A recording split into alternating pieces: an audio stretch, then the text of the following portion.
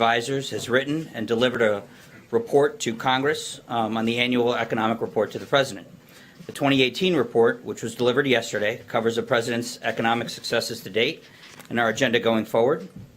To dig into the details, we have with us today Kevin Hassett, the Chairman of the Council of Economic Advisors. Kevin will make a brief statement and answer your questions on the economic report. Then I'll be back to take your questions on the news of the day. So with that, I'll give it to Kevin. Thanks a lot, Raj. And, it's kind of a dark, dreary day, and I heard the White House press corps was a little bit depressed, and so I said, well, let's do some economics and cheer everybody up. Digging around the chairman's office, I noticed that on my bookshelf there was a copy of the first economic report of the president from 1947. And Harry Truman in it said this.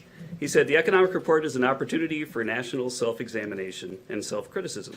It's a challenge to the President and the Congress to determine the causes of whatever problems we face in our economic life and to find the solutions of those problems." And that's what we endeavor to do at the Council of Economic Advisors and what we've endeavored to do with this report that came out yesterday. We briefed the President on it yesterday at 11:30 in the Oval Office, and I encourage you all to read it because it's really a scintillating read. The economic report has 8 chapters. The first chapter is an economic outlook where we project that our policies will create about a 3% growth rate going forward over the next 10 years. Real GDP will be about $2 trillion higher in 2028 because of President Trump's policies. And then each of the chapters after that, they go into taxes and growth, deregulation, labor market policies, infrastructure investment, enhancing global trade, and innovative policies for America's health. They all basically go into a big literature that looks at how our policies will affect economic growth. And we start with a baseline of 2.2% growth and show that we can get to 3% growth just by adding up what the academic literature says about the economic effects of our policies. Now, we're supposed to also come up with measures of our nation's problems that help set priorities and quantify how bad our problems are. We have 2 attempts in the economic report to do that. One is we have a chapter on cybersecurity, where we did a lot of original research to find that cyber theft is costing us about $100 billion a year right now in the U.S. in 2016. And the second thing that we did is we looked at the opioid crisis, where we find that that's costing us about $500 billion a year to help us set the priorities. And with that, that's what the economic report says. I've got just a few minutes for questions, but also anyone who wants to can reach out to us and come over to the CEA office and ask me questions there. And I'll start with you in the back. Yeah, thank you, Kevin. 2 questions for you, one on the dollar and the other one on the stock market. We've seen a tremendous amount of stock market volatility over the past month or so, and I'm wondering if you think that volatility has any impact on the real economy beyond just Wall Street. Yeah, stock market volatility is something that's to be expected. It's a regular thing in the stock market, and it tends to go up when the market has gone up a lot, as it has in response to our policies. I don't think that it's anything unusual or something for people to be concerned about. Question up here. Can I follow up on the dollar, sir? The dollar. Secretary Mnuchin has spoken a lot about the dollar, and the dollar policy has not changed in this administration. About whether the United States still has a strong dollar policy, Sure. Because there have been some comments that suggest that maybe the United States wants to... Secretary Mnuchin is in charge of communications about the dollar policy. Right here. You have some of the critics who say that the economic policies of this president may lead to greater inflation. Mm-hmm. Yeah, that's right. That's something that people are concerned about, and certainly there's been some inflation data that has caused some pause for markets, some concern for markets. Our view is that most of our policies are going to create growth for the economy on the supply side, and that when the supply side growth comes, then that's actually good for inflation, because if you increase supply, it puts downward pressure on prices. And so we think that we can get the 3% economic growth that we forecast without a big pickup in inflation. In fact, at the CEA, when we model this, we get forward interest rates that are about what the Fed forward guidance is right now. But you cut but you cut taxes, which to stoke and that's the concern, is that will stoke the fire for inflation. Yeah, thanks for the question. Well, if you cut the marginal tax rate on investment, then what happens is you get more capital spending, and that increases supply. If we were to do something like have a big cash for clunker program like we did 8 years ago, that would increase demand and cause inflation. Over here in the front, John. Just a question on the stock market as an indicator. The president has often pointed to the rising stock market as evidence of the success of his economic policies and the strength of the economy. If the stock market goes down, should we conclude the reverse? Should we conclude that the president's economic policies are failing and that the economy is not healthy? The stock market is a great forward-looking indicator because the value of the firm is basically the market's assessment of the present value of future earnings after tax or free cash flow. And so, smoothing through the ups and downs, the stock market is a great indicator. But of course, there are going to be big up days and big down days. In the short term, I'm a random walker. There's a big literature on this that your best guess of what the stock market's going to do tomorrow is to flip a coin, and then that'll tell you the answer. But in the long run, economic policy matters. And I think in this regard, the stock market's up probably about 35% since the president was elected. I could run the latest numbers, and that's pretty consistent with what you would expect given all of the positive policy changes that we've made. In particular, cutting the statutory corporate tax rate from 35% to 21%. Well, in the present value of the firm's earnings, there's a 1 minus the tax rate out front. If that goes from 0.65 to 0.79, then that means you should expect equity markets to go up. But equity markets go up and go down. That's the nature of the business. But if we were to see a bear market, come about, we should conclude that there are fundamental problems with the economy, fundamental problems. Sure, if there's a with the bear president's market that's policies. sustained, then that would likely happen because there was a lot of bad news about earnings growth and the state of the economy. And so the stock market is a reasonable indicator of the current state of the economy. It's been going up a lot because of optimism about the president's policies. I'll go to the middle and then I'll come back to the front row in the yellow tie. And I'm sorry, I still don't know everybody's names. That's all right. Thanks a lot, Kevin. Yeah.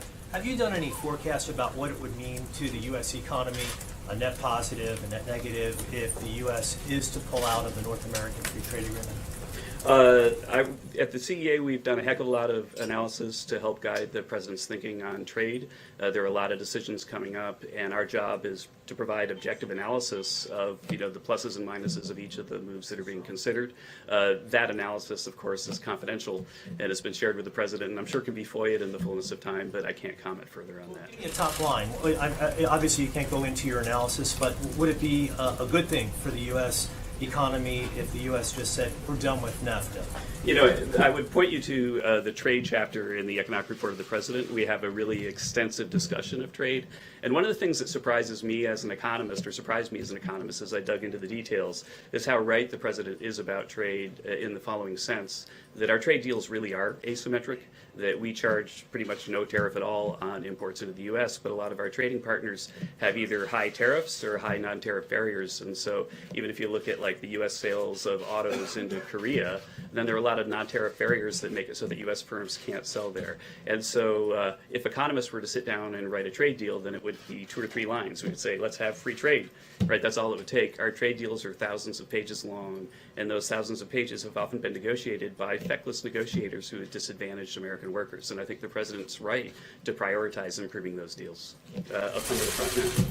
What do you project for the labor force participation rate and those marginally attached in the labor force for the next 12 to 24 months? Because the president's identified that, you've identified that as a priority, and Sure, certainly the those who ERP. spoke on behalf of the tax cuts and tax reform thought that would be something positive in that realm in the next 12 to 24 months. What do you project? Sure. Downward pressure from the retirement of the baby boomers has been a key underlying factor driving down long-run growth. But The labor force participation rate is going down because people are retiring. we have fewer workers, and basically with fewer workers you get less output. And so that's been going on for a while, and we have an extensive analysis of this in the economic report of the president. And our view is that about half of that is the retirement of the baby boomers, and about half of that is bad economic policies that have chased people away from the labor market, including higher marginal tax rates, the high marginal tax rates from the Affordable Care Act, and increase of use of disability and so on. And so there are a lot of reasons why our policies, we think, can have a positive effect. But probably the biggest effect in our forecast is just that we think that wages are going up, and with higher wages, then more and more people will be attracted back into the labor force. You are projecting and you are inviting the American public to look for those numbers to move in a positive direction noticeably in this coming year. Relative to the forecast of the Obama administration, yes. It's still the case that labor force participation is a slight negative in our forecast. You can see that inside the details of the economic report, but it's a much smaller negative than the Obama administration thought, and we think that's because our policies are going to draw people back into the labor force. I'll go back to this thing here. Yes, I just wanted to ask about wealth inequality and the fact that that's been growing for the past few decades. Is that a concern of this administration? Is that something that you want to try and combat? Yeah, I think that Inequality, of course, is a concern for everybody who studies the economy and people in the administration. And inequality skyrocketed very much over the last 8 years, in part because of something that we talked a lot about in the fall when we were discussing the tax reform, and that is that corporate profits were growing at about 11% rate per year during the Obama administration, while real wages were dropping about 0.4% a year. And so inequality increased a lot because people who owned equities saw their wealth go up, but people who just basically lived on their paychecks saw their wages go down. We think that that happened in part because we were chasing all of the corporate activity overseas, and that our wealth was more or less creating jobs for Irishmen, not for Americans. And the corporate tax bill has addressed that, and we would expect that there'd be big wage increases, which you've already seen. There have been announcements of going in on almost 5 million people have received pay raises this year because of the tax bill, and we think what that's going to do is reduce inequality. Now, Roger, do I have time for a couple more questions? Yeah. Okay, yeah. Okay, so I'll go right here, row 2. Yeah, so on that wage increase, AP was reporting this week on a Morgan Stanley survey of stock analysts who were looking at how companies are spending their tax savings. And it said 13% was going to workers, 17% to capital spending, and 43% to dividends and buybacks, that is, shareholders. Your model was that a much higher percentage was ultimately going to wind up in the pocketbooks. And it will, yeah. So what are the stock analysts missing there? Well, the thing that you have to remember is that we're starting out with trillions of dollars that were parked overseas, and that trillions of dollars, those monies are coming home right now, and that's a one-time adjustment. And a lot of firms are taking that money and they're paying bonuses, but they're also doing things like increasing dividends and doing share buybacks, which sometimes happens when firms find money. And so with that money coming back, then right now we're going to have an adjustment where you see probably more dividends and share buybacks than wage increases, because that's cumulative past earnings. But going forward, we're going to see a lot of capital formation and wage growth, and that's where, basically we said 3 to 5 years you'll get the $4,000 number. Right now, about almost 5 million people have had a $1,000 pay raise already. Share buybacks have gone up a lot, but that's basically based on the trillions of dollars that used to be parked overseas but have been brought home and put to work here. I'll ask a last question in the far back. And a couple for you at that, if you don't mind. You sort of laid the foundation in there for increasing the gas tax, talking about how it hasn't been touched in about 25 years while construction prices have risen.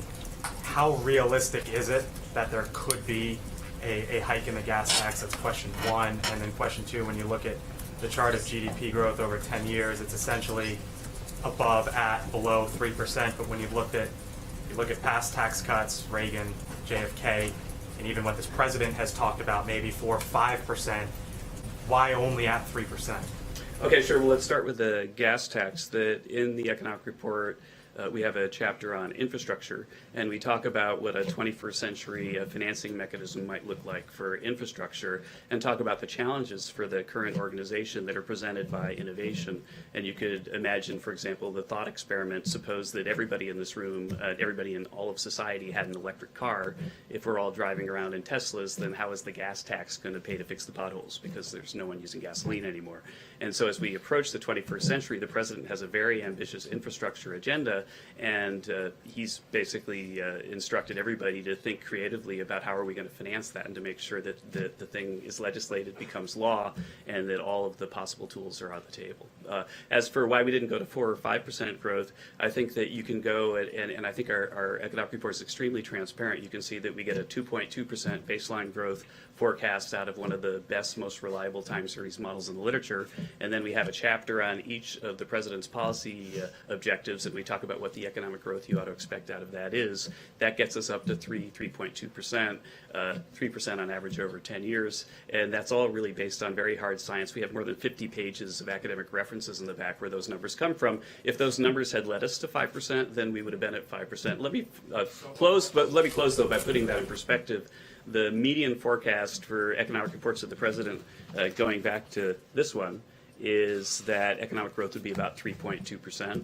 And so we're a little bit below the median. The economic growth forecast for the Obama administration in the first 4 years was that it would be about 3.2%. They were right on the median that we inherited all the way back from Harry Truman. But then what happened was at the end of their administration, because we kept having low growth years after low growth years, they on average overestimated growth over those 8 years by 1.2%. Then they finally came up with a story for why we should expect low growth forever. We at the CEA economy and in this White House don't accept that there's a new normal. We think that if you read the economic report of the president, you're going to see that there's a very strong case to be made that we can just go back to normal and stop modifying the word normal when we think about the economy. Do you not expect potentially 4% growth or higher at some point down the line? Is that aggressive? The president and I have talked about this, and it's one of those things about if you think about what a 3% year looks like, a 3% year is never 3, 3, 3, 3, 3. A 3% year is 4, 2, 4, 2. And so I think that the odds over the next few years having some quarters where we have growth that's in excess of 3 are probably pretty high given the very ambitious policy agenda that's already partially enacted. And with that, I guess Raj is telling me I have to go. And thank you so much for your attention. It's an honor to be here again. There's no fear you have at all of a recession anywhere in the foreseeable future. Oh, I think economists are always attentive to developments and wary of exogenous factors that we can't anticipate. I think the unconditional odds of recession are something that people who study this, like Jim Stock at Harvard, talk about. But right now, there's so much momentum in this economy that we're heading into a Q1 with 3 quarters in a row that average about 3%. Our models suggest that the first quarter should be a little bit above that because there was an inventory drag in the fourth quarter that should offset in Q1. And so right now, we're looking at an economy that's about as solid and as good as we've seen since before the financial crisis. Thank you very much. No inflation.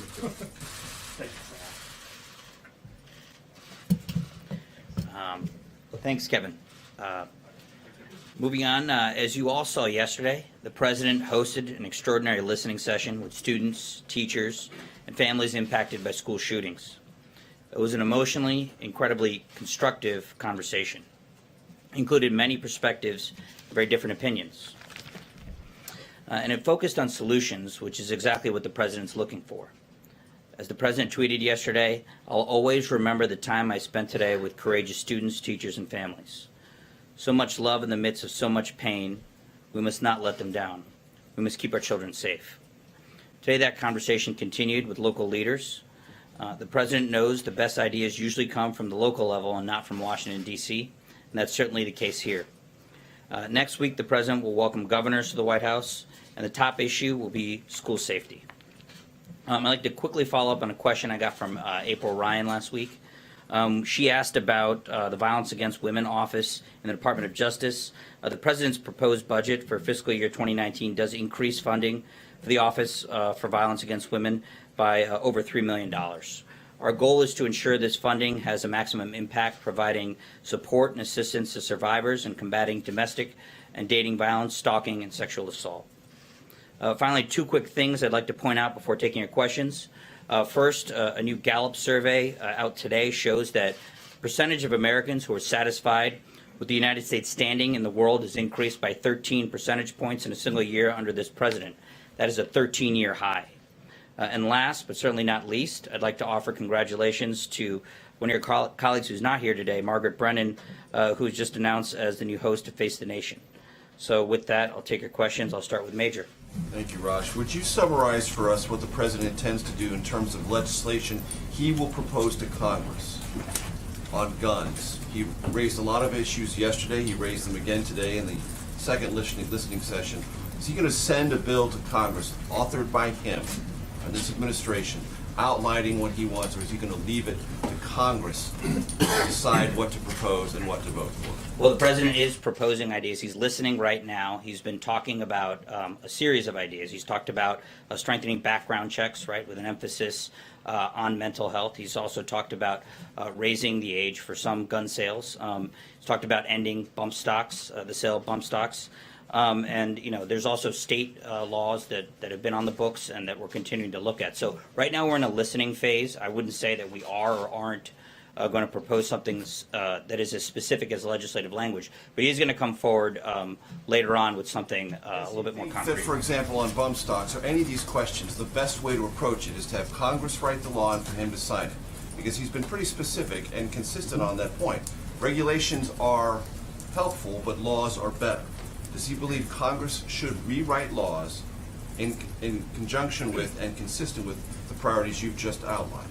Right. Well, I think to each of those points, there could be a different approach. In some areas, state laws make more sense. In other areas, for example, I think some states have had these red flag laws, for example, that remove firearms after you go to a judge for potentially dangerous individuals. That's something that's being done right now in a variety of states, right? They have due process rights for these individuals. It seems to be working in certain areas. That's something that we're looking at, and other places are looking at. Look at that federally. Right now, that's not under consideration, but that doesn't mean it can't be.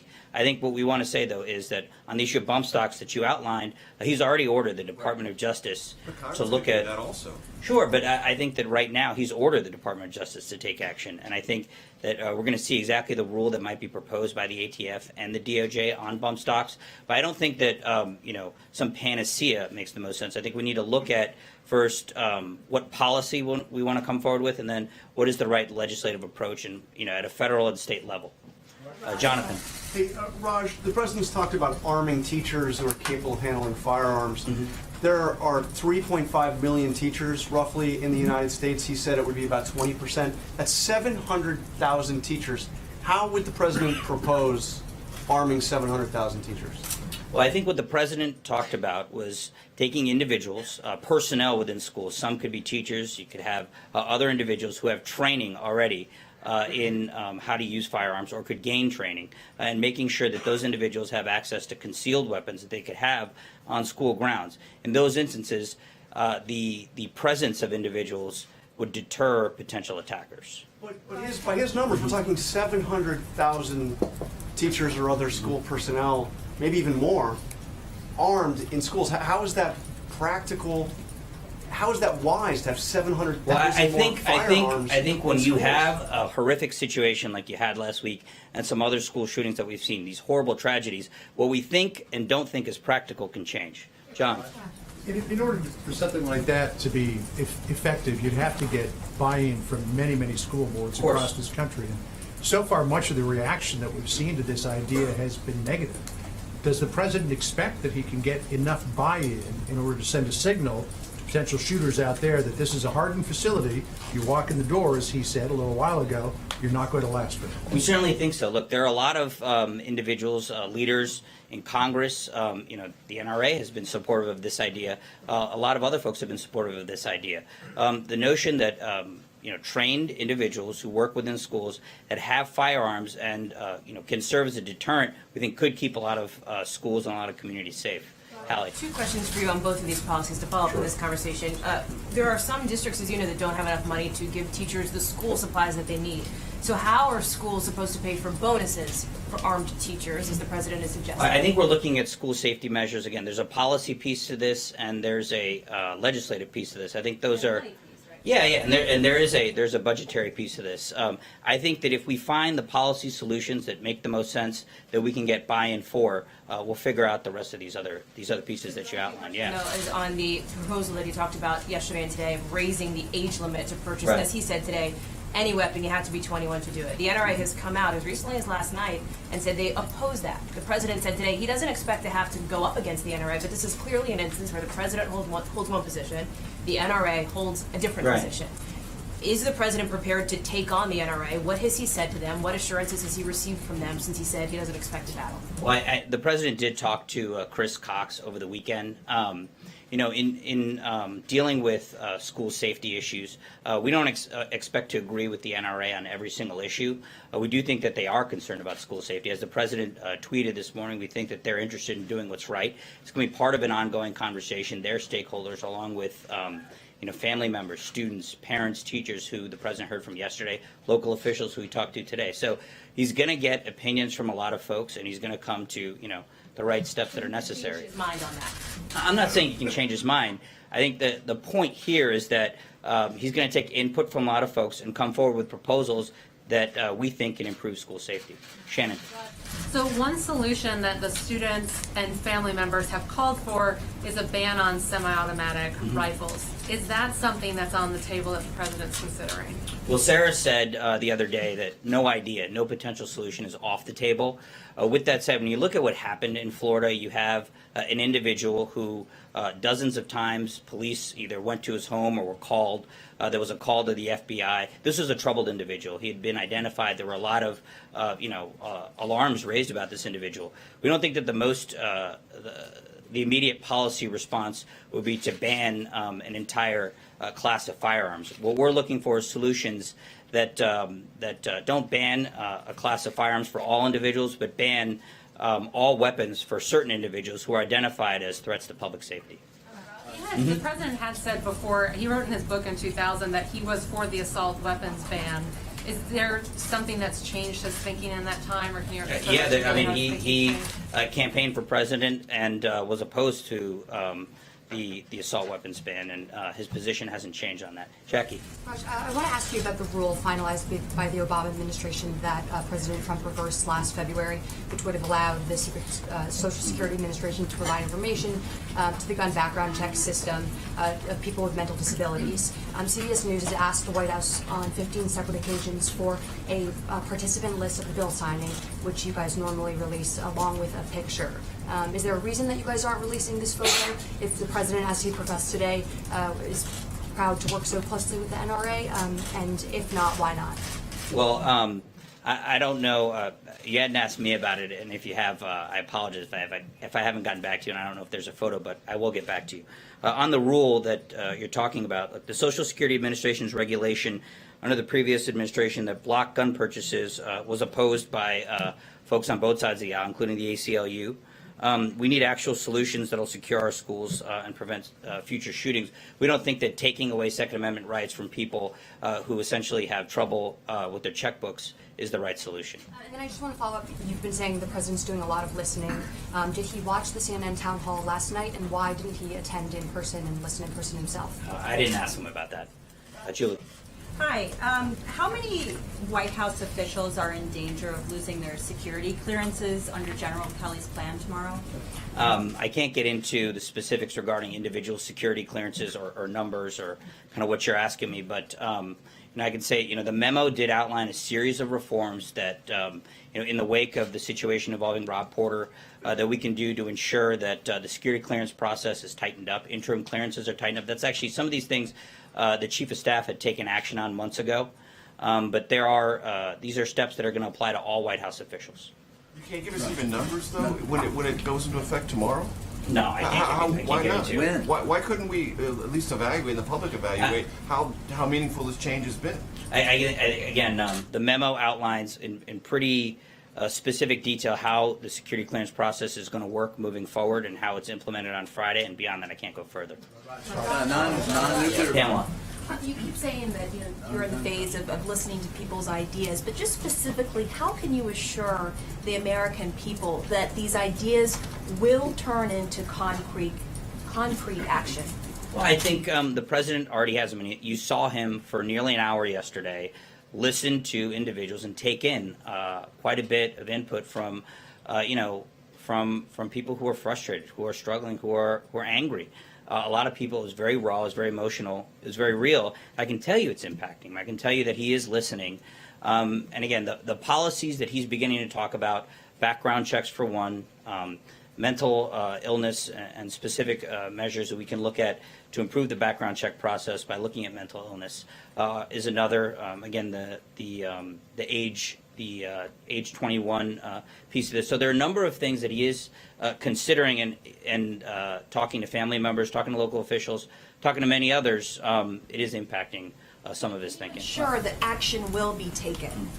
Well, I mean, look, as I said, as I told Major, right now we're in a listening phase. There's a policy process. Eventually there'll be a legislative process. And is he willing to go against the NRA ultimately, because the NRA is standing firm that it does not support age limits for semi-automatic rifles? Is the president willing to stick with his? He's willing to do what's right to ensure we have safe schools. Yeah.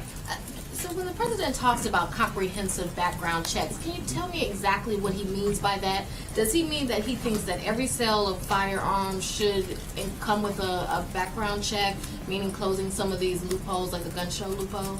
Well, the things that he has talked about are specifically a focus on mental illness, to ensure that in a number of states, I mentioned red flag laws, there are other potential court orders that can be brought into the process, and also ensuring that everybody who engages in a background check has all the information available that we're putting into the system. So more accurate information, more current information from more sources. But it wouldn't be for all sales, so you. Again, I wouldn't rule anything out, but right now that's the most immediate thing under consideration. Julie? On the age limit or the age threshold for purchase of a weapon, is he thinking about an across-the-board threshold for that, or for certain classes of weapons? How specific can you be Well, about for right now, for semi-automatic weapons. just for semi-automatic weapons? Correct. And then can you talk about what motivated him today to come out against active shooter drills in schools? A lot of districts around the country have been doing these drills to basically prepare students and teachers to survive if there's an incident like that. I did talk to him about that. I mean, he said that the term active shooter drills is could be frightening for young children. He thinks a drill that's that has a different name and is not the brand of it, frankly, doesn't frighten children might be a better way to approach it. Lily, do the drills, but just don't call them active shooter drills. Is that what you're saying? Yeah, I think safety drills, which help in these types of situations, would be more appropriate. The term active shooter drill for a young child could be very frightening. Lily. Last August, the President had announced his South Asia policy. It's about 6 months now. How does the President see it has moved along, and has it progressed on the lines that he wanted to, or what are the bumps on the road? So the United States is working closely with our partners in Afghanistan. We've made significant progress against ISIS in reducing their presence and eliminating hundreds of fighters. We've eliminated their top leaders, and we're working relentlessly to target their leadership and bases wherever they emerge. I know that we have restored some clarity in our relationship with Pakistan. For the first time, we're holding Pakistan accountable for its actions. We've seen modest progress in terms of Pakistan's actual acknowledgement of these concerns, but the President is not satisfied with progress when it comes to Pakistan. John. Thanks a lot, Ron. Are there any proposals or initiatives the President is considering that he could implement by executive order as it relates to the mass shootings that we've seen across our country over the last few years? Well, he did sign a presidential memorandum earlier this week, specifically on bump stocks, ordering the Attorney General to expedite the ongoing review that's been happening at the Bureau of Alcohol and Tobacco and Firearms. That's it? Yeah. Okay. And then as it relates to reaching out to members of Congress, has the President, since the horrific incident that happened last week, reached out to either the leaders, Republican or Democrat, of the House and the Senate to move some of these proposals forward in the House or the Senate? Well, he has ongoing conversations with a number of members of Congress on a whole host of issues, and this has been a part of that. He did talk to Senator Cornyn on Friday, specifically about his fixed NICS bill, and this has been part of a lot of ongoing conversations. Again, there is a policy process that is ongoing, and when Congress gets back into session, I think there's going to be more engagement with both Democrats and Republicans on these issues. David? During that session, the President seemed to suggest he was thinking about pulling ICE out of California because of this sanctuary city flap. Is that a serious proposal? Well, we think California should actually enforce immigration law rather than get in the way of it and ignore federal immigration law. We think that sanctuary cities are a threat to public safety, and they encourage more illegal immigration. So I think the President was raising that concern and making a very valid point. Do you think about pulling federal law enforcement out? Well, I wouldn't get ahead of anything the President might do, but I would say that California's law enforcement decisions and decisions of the governor and others up and down at the state level have been very troubling. Yamish. Hi, I have a question about the President's reassurances that he's going to give to Republican lawmakers. The NRA President said today of people that are trying to change gun control that they hate the NRA, they hate the Second Amendment, they hate individual freedom. If there are Republican lawmakers who then come and back the President, if he has a difference with the NRA, what assurances is he going to give them that he's going to support them if the NRA chooses to run a primary challenger against them? Well, the President is going to propose, more specifics with regard to school safety. He's going to want support from Democrats and Republicans, and yeah, he's going to provide political cover for those who are willing to take leadership roles. I don't necessarily think that everything that he's going to be proposing is going to be at odds with the NRA or any group, but he is going to propose things. He is very serious about this issue, and he does want to have solutions. Francesca. Thank you, Raj. Following on several of my colleagues' questions about the issue of arming teachers in schools, I understand what you're saying about how this is something that we can get into more of the specifics later, but the president is saying that not just 20%, up to 40% of teachers could have these concealed carry permits in schools. And as John was noting, at that point, that would be more than 700,000. That would be, $1 million plus at this point. And President Trump said that they would only be going to highly adept teachers, but he used John Kelly or someone like John Kelly as an example today when he talked about it. And so does the president really believe that there are up to 20% or 40% of teachers in schools who are as adept as someone like John Kelly at wielding a weapon? We've talked to teachers, we've talked to folks in communities. I think there are a lot of people who, if they aren't currently trained, would be willing to get trained. Again, this is a very complex problem, and we need serious solutions. That is a big step. I understand what you guys are saying, but I also think that if we really want school safety, a very serious idea is having trained individuals in schools with concealed weapons, because that will certainly deter potential attackers. One question on the background checks. The president used the word comprehensive background checks. What does he specifically mean when he says the word comprehensive? Does that mean universal? And would he be willing to support universal background checks? And just to clear that up, what I mean by that is background checks on all firearms sales. Right, and as I said, nothing is being ruled out at this stage, but the focus is on mental illness. Trey. Thanks, Raj. One on foreign policy for you, and one on domestic policy. Sure. First, on Syria, we saw the statement from this administration last night. Today, more civilians are dying east of Damascus. What more can President Trump do to stop the killing? Well, we are monitoring the situation, and don't want to get ahead of anything that may or may not be announced on that front. But the Assad regime and Russia's actions on this front are on notice. Does the president believe Bashar al-Assad is committing war crimes? I would say that Bashar al-Assad has already committed war crimes. He's already gassed his own people with sarin. He's already committed unthinkable acts, and he's done so with Russian support. And we don't want that to continue. On guns, quickly, sorry, Raj. On school shootings, generally speaking, does the president see this as a guns issue or a people issue?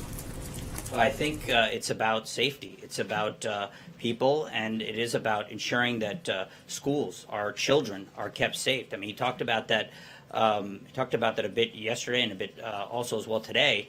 You have a situation right now where in a lot of communities, banks, local bank branches, stadiums where people go to watch a sporting event are a lot more secure and a lot safer than schools are, and that doesn't really seem to make a lot of sense. Anybody who's feeling threatened or can afford it, whether it's a celebrity or politicians, they have armed guards, they have security details, they have people who are able to protect them with firearms, and that's one of the issues that he's raising. Raj, thank you. When you look at past school shootings that most Americans can recite at this point, Columbine, the shooters in that case used handguns and a sawed-off shotgun. Sandy Hook, the shooter used a handgun and a type of AR-15. Stoneman Douglas the other day, an AR-15. When the president is talking about teachers being armed with guns in classrooms, is he talking about being armed with handguns? Is he talking about being armed with AR-15s? Is he talking about being armed potentially with shotguns? What exactly is he talking about here? Well, I haven't asked him about that. I would say concealed weapons, are of a certain variety. And just to pick back up on Hallie and John and that 700,000 number, if you give these people bonuses, say $1,000, you're talking about $700 million potentially. Maybe it's north of $1 billion, maybe it's less than that. In any event, it's a lot of money. Would the federal government pay for something like this? Do you expect the state and local municipalities to pay for this? The policy hasn't been fleshed out, but I mean, do we really think that that's too much to pay for school safety? Charlie.